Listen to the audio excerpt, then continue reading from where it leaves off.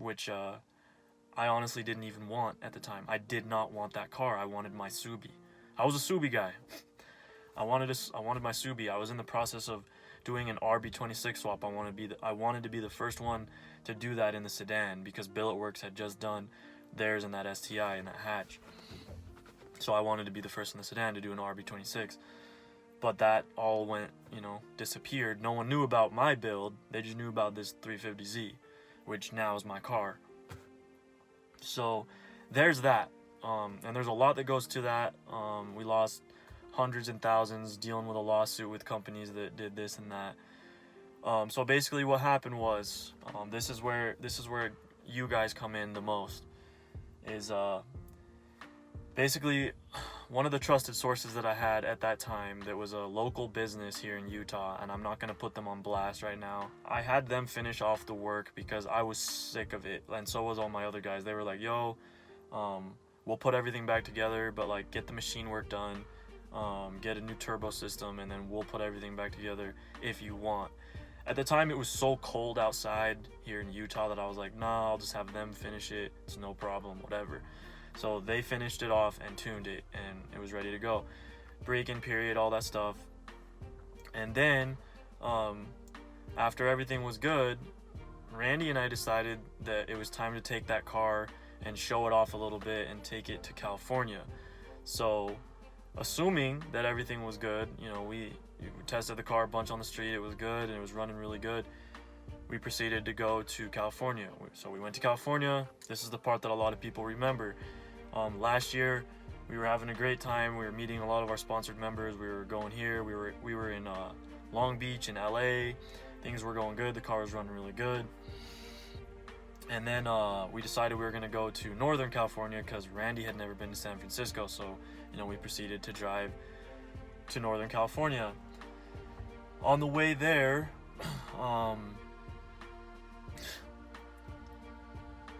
we got on the freeway. We had just taken a break, and we got on the freeway, and I was driving, and I shifted, and I looked over at Randy, and I was like, yo, like, there's no boost, bro. Like, I have no boost. And he's like, what do you mean? And then, like, all of a sudden, I look behind us, and there's this huge white cloud of smoke, like, probably for 2 miles at least. I'm surprised, and we probably caused an accident on the freeway. It was so bad, you couldn't see anything back there. It was that bad. We blew a turbo. So, we got stranded in Oakland at the time, and we were really low on money at that time because we were just depending on, a lot of friends that, we thought would let us stay there, and then that we'd take care of the car there and that kind of stuff. All that stuff didn't happen because we got stranded and we were out of money. So I was so done at that point because this would have been probably like, the 8th or 9th time that I would have yanked the engine out of the car. So I was very, very depressed at the time that we broke down because we were in Oakland in the middle of nowhere with no money. And so I reached out to our community to see who could help us, and one of our sponsored members, David, shout out to you. I'll put his Instagram here. David reached out and was like, hey, I know a local guy that would probably let you use his shop, and you can go over there, get the car towed. So we did. It was a $200 tow. That's how far it was to the area. And we proceeded to meet Carlo at Horsepower Industries and start taking the car apart and getting it fixed. So something that I never shared with anybody because everyone was just so busy roasting me that, like, you blew a turbo, like, you're broken down, and it was like kind of a joke, and like obviously we took it in. But basically at that time I had no money, and I didn't even have enough money to fly home, and even if we flew home, I wasn't about to just leave that car there because of all the work that had gone into it. It was a call at the time that I made because I just wasn't comfortable leaving the car somewhere where I didn't know the people, and I didn't know what was going to happen. So we stayed there and fixed the car. So when we took the car apart, that's when I found all the shortcuts that were made with the car. One of them being that they basically had used I'm gonna call them lawnmower oil lines that were going to my turbo. They were so flimsy that you could have like touched the thing and it would have flexed. And that's what caused my turbo to blow, was the turbo ran dry because it wasn't getting any oil, and boom. So a lot of things that I was very mad about from that company that built everything and put it back together. They took so many shortcuts and left so many things loose that it was unbelievable. And that's just more money lost. In the meantime of all this happening that you guys didn't know, Randy and I, because we had no money, we slept in that shop, the same shop the car was getting fixed in. We slept in there for 3 months. 3 months. There was a time where we went for 10 days without showering, and I got so sick. I got bronchitis, and you guys know that lasted for months after we got home. But we slept in a shop for 3 to 4 months just to save money so we could get that car back on the road and drive home.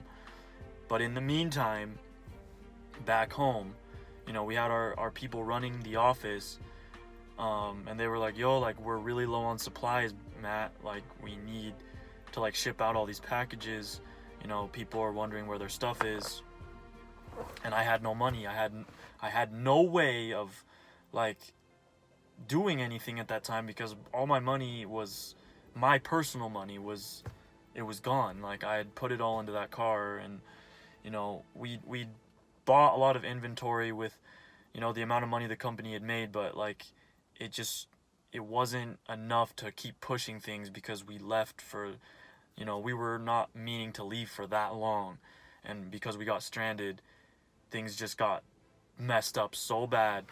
A lot of people were asking for refunds, thinking that we were scamming them, thinking that, you know, they never got their package, they never got this, they never got that. And I had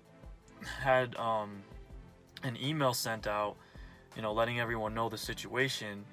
And I know a lot of you guys, a lot of people probably thought that it was just like our thing trying to get more money.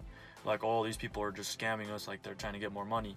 I see your side. I completely see it, because it seems like all that was happening was that we were like, you know, trying to get people to donate money so we could push the business and this and that. So a lot of people didn't believe that we were actually there sleeping in the shop. I have video footage of us sleeping in the shop. We were there. We posted every day. Like, day 42, we're still stranded here, and people just thought it was a joke. I get my hair cut typically like every week and a half, and I didn't cut my hair. It was so long that like I had a mullet. Randy had the most raggedy beard I've ever seen in my life, and we looked terrible. So for people not to believe that that actually happened to us is just beyond me. Like, why you wouldn't? But I get it in terms of like the business standpoint. Like, we weren't doing what we said we were gonna do, but people weren't being, you know, they weren't giving us enough leeway, which I wasn't asking for much. I was just asking for, you know, for them to understand. And I get it. For all the people that maybe you were one of those that just thought this was bullshit, I feel you guys, and I'm not mad at you guys. I'm just mad that you guys didn't understand the actual situation. So when we finally got home, so we had left on that trip, we finally got home, and I literally was sick for about 3 months. Like, I couldn't get my head straight. Neither could Randy. I could barely breathe. I was coughing every second. I couldn't get myself to even jump back on social media and be like, hey guys, we're back, because we never really got back mentally. We were home, but we didn't get back to what we were doing. And when we got home, after about 2 to 3 months of being home, I had no money. We got evicted from our place. We acted like everything was cool at the time, like, oh, we're moving our office, but we literally got evicted because I couldn't pay for the thing. We didn't want to share that because we didn't want, again, people to think, oh, this is just a charity case. This is just something like, you know, they got evicted now, like, what's next? Well, I'll tell you what's next, because it was just a big downward spiral. Along with all the lawsuits and all the stuff that we were going through at the time, it took a very long time for us to bounce back.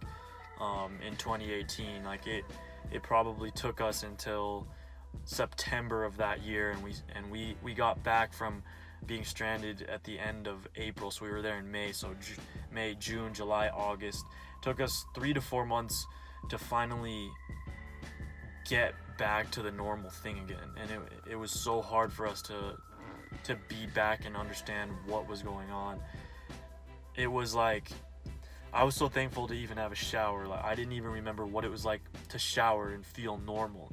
I didn't know what that felt like because we'd been gone for so long. We finally got locked back in essentially at the end of 2018, but we had lost so many followers and so many people didn't believe in what we were doing. And because we were so low on money, the money that I needed to, my own personal money that I was putting back into the business was not getting back into the business really, because people were just asking for refunds, like, oh, I don't believe that you guys are this, I don't believe you guys are that. So, you know, I was giving people refunds only because I felt that, you know, they deserved something from us. Even though I already had no money, I still gave people refunds out of my own pocket, not even out of the business pocket. I gave it out of my own, just because I felt like, you know, I feel for you, you know, that's on us that we delayed for so long. So I get you. I completely understand. But what that did was tear me down so much to the point where I just didn't have any money at all, and neither did Randy. So the business itself was doing good, but I could barely pay for McDonald's.